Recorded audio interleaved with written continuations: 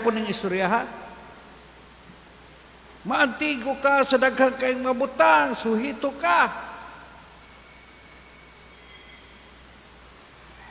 Bain sa mga kalabuan sa technology, bright ka kastanan.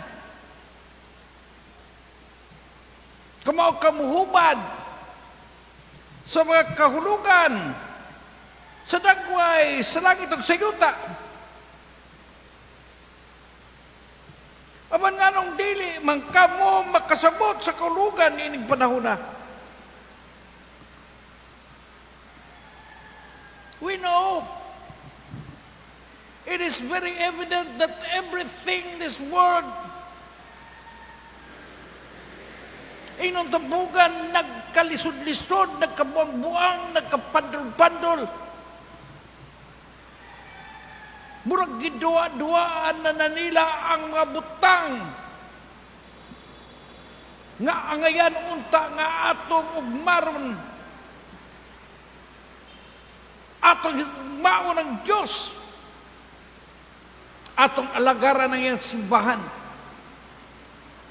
Apadaghan kayong mga tao nagkalayo. Dili na gani kamao mag-ampo.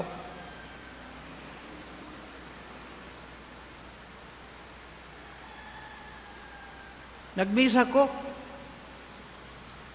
sa patay. Mga 7 ra ka buok ang nangalawat.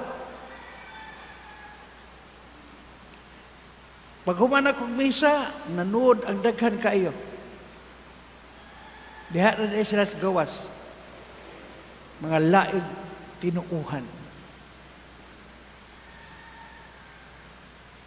O sabi kisulti din sa unang pagbasa nagingon, may usa lamang kalawas ug usa ka espiritu.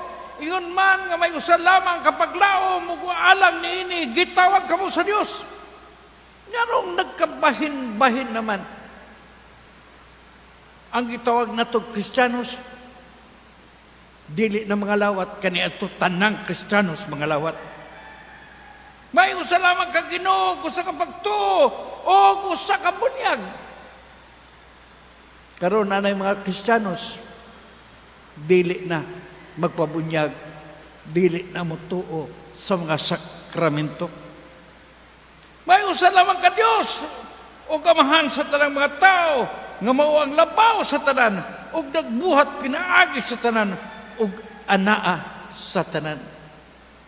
Kanindot honor na no, if this is true, that we are one and we are not divided, that we are only worshiping one God, one church, one people, one body, one Eucharist. Suba sa panlantaw sa atong Ginoo. Apan ang kaaway nag-overtime o lipat-lipat o daghan kaing mga nalipat. Tabangin mi Ginoo. Tabangin taon mi Ginoo. Nga makalihok mi, makakamot mi, makatabang mi, makabulig mi, makapaluyo mi. Sa mga kalihukan sa imong simbahan, aron na nga mong mga batanon, dili mga saag, makatultod pagbalik sa matuod nga tinuuhan.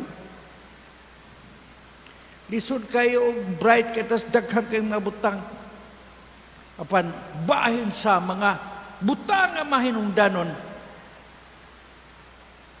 dili na ta kamao. Apil na sa itong mga igsuon nga nangasaag in taon, naminaw sa mga pagtuludan nga mugna sa tao, naminaw sa mga sangyaw nga dili mo. They can always quote Bible, they can quote scriptures, they can quote so many things. But if you do not belong in the one church of Jesus Christ, something is very wrong. And if you do not receive Jesus Christ in the Holy Eucharist, something is very wrong.